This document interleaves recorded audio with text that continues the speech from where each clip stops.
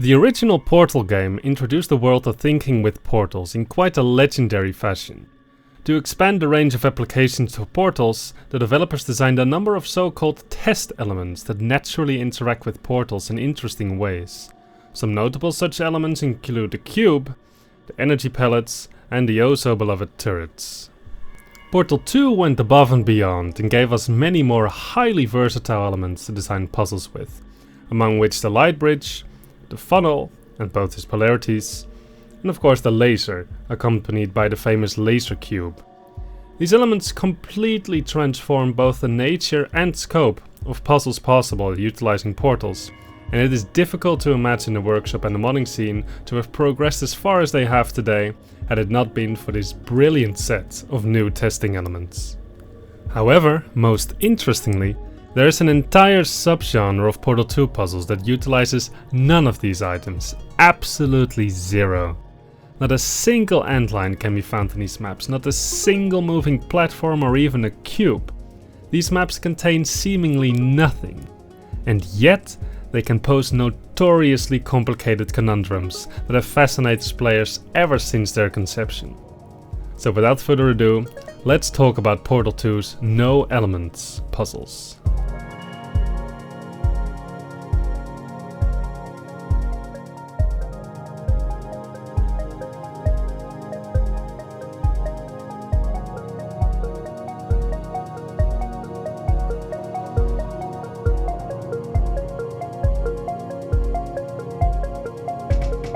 The most well-known source of No Elements maps, and at least spiritually their point of origin, is a workshop collection posted in early 2013 by none other than Mevius, who is also known for his work on the mods Portal Pro and Rexora.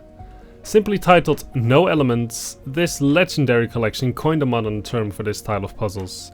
Following a challenge by a player named Columbus, a team of 4 of the most renowned puzzle designers at the time, Azore, Gig, Juggler and Mevius himself, teamed up to create a gentle introduction to and a thorough expansion of the idea to design Portal 2 puzzles without using any of the beloved test elements at all. This resulted in a mini-campaign comprising no less than 20 maps, which was later expanded with a Hammer remake and an advanced remix of earlier puzzles in the series. With more than 8,000 unique visitors at the time of recording, it is safe to say that this single collection really popularized the idea of No Elements puzzles and brought it into the spotlight for many of the workshop's greatest designers for years to come. One may wonder what a puzzle without any testing elements could possibly look like. Sure, portaling around is tricky for the first time you have to do it in a campaign of the original Portal game, but after you've become familiar with the concept, there is absolutely no challenge left.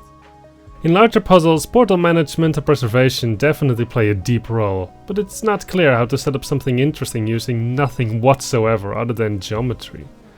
But there's one key game mechanic that does allow for very complex puzzles, yet by requiring no elements at all to function properly. I'm talking, of course, about the use of momentum. Momentum is the key. The series opens with a map that contains 3 tiny puzzles that should be trivial to solve for anyone who has completed both Portal and its successor. Still, it clearly shows the basic concept that the series will continue to expand on. The first room reminds the player that higher jumps mean farther flings out of angled panels. The second shows that sometimes you want to purposely enter an angled panel with the idea to later fling out of it. And the final one features a seemingly useless patch of floor surfaces that is in reality critical. Sometimes we can only build up speed in some part of the room, but we need it elsewhere. Floor surfaces are a perfect way to store our speed and move around the room. With that, the first map in the series has been completed. I will continue to discuss a few more solutions to puzzles in the series, so if you want to avoid spoilers, I have linked the collection in the description below. The second map features the first standalone puzzle and builds upon the concepts introduced in the first one. But the third one teaches us a new trick. We want to fling out of that panel onto the ledge, but this small drop does not give us enough speed. There's an area that seems to allow for an infinite fall, but there's no way to utilize this speed to achieve what we want. The trick here is to leave a single portal on the ceiling and then jump in the small pit. While we are falling, we move our portal from the ceiling to the floor. This way we have effectively done a higher jump, and this gives us enough speed to fling to the ledge and easily complete the map. The fourth map features some portal management, and the fifth one introduces the reusable fling pit, which is a pit with stairs leading up that allows for easy reuse. The sixth, however, introduces another one of the core mechanics of no elements puzzles: angled panels facing each other. If you fling out of an angled panel with just the right speed, it is possible to perfectly land onto another angled panel, thus preserving your momentum. This mechanic can be very heavily exploited, because it allows the creator to force the player to perform a certain fling with precisely the right amount of speed. Neither too slow nor too fast will work. Especially the issue of going too fast is interesting, and is something that the main game mostly neglected to explore. The series progresses with some more maps, focusing on more elaborate portal management, interesting setups with panels facing each other, and more shenanigans that this video is too short to fully explain. The 11th map though features another very interesting idea that will return later in the campaign as well.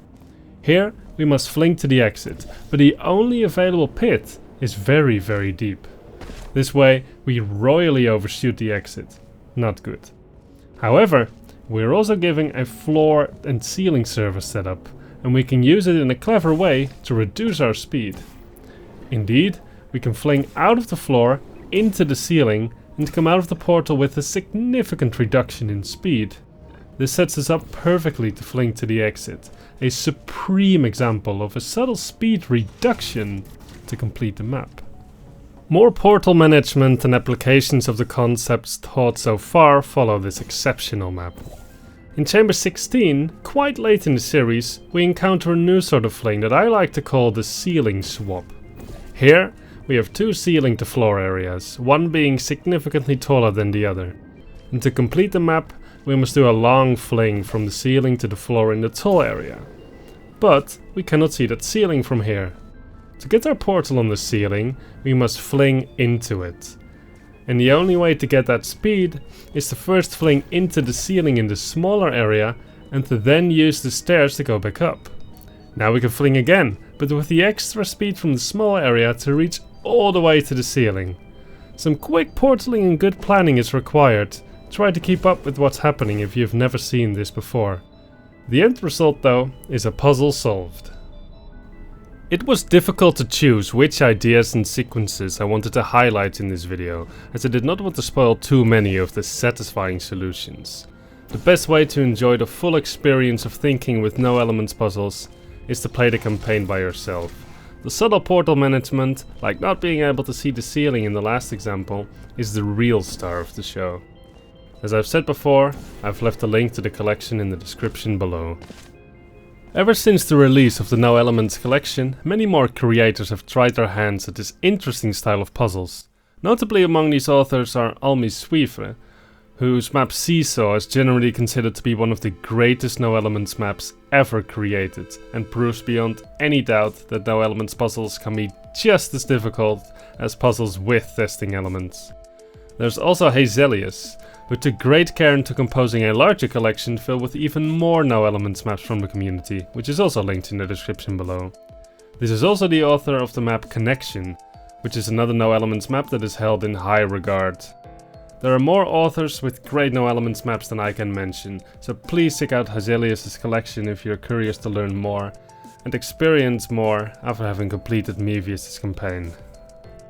Finally, I'd like to take a moment to showcase one fun No Elements idea I once had and used in this map, which is the first proper puzzle map in a short series I created that is targeted to beginning players, again linked below. To reach the exit, we must cross this gap. The gap is too wide though, but we can jump into the floor portal below. Elsewhere, there is a floor ceiling setup, which we can use in a clever way to complete the map. Can you figure out how to do it? Indeed. We jump into the floor, reach the ceiling, turn around and fall into the floor again, coming back up right where we started, without losing any momentum. Now all we have to do is move onto the platform and continue into the next room. The only other one I ever made myself forces the player to perform this fling from one panel to another, but to achieve that, the player needs to have precisely 5 units of momentum. However, they're only given access to this area, in which all the heights are either 3 or 4 units. Can you figure out a way to combine a number of flings to achieve just the right speed? So yeah, in spite of all the effort Valve put into designing their test elements, it turns out that you need absolutely none of them to make a good, well-designed and challenging puzzle. No Elements puzzles are interesting in their own right, but might be best viewed as a tool to incorporate more subtle and interesting momentum-based moves into quote-unquote normal maps that do have elements. Hidden or surprising flings can completely take a player aback and transform how they view and appreciate your puzzle. Thinking about no elements moves can also help you clean up your puzzle if you experience difficulties keeping the layouts clean and tidy. Because momentum based moves need nothing at all besides geometry to function properly. Try to think about interesting fling ideas yourself. There's many more than I could cover in this video. Maybe make a map with it too. Thank you all for watching. I have many plans for videos about interesting Portal 2 puzzles for 2023, so I hope you're looking forward to those as much as I am. But yeah, that's all for now. See you all in the next video. Bye!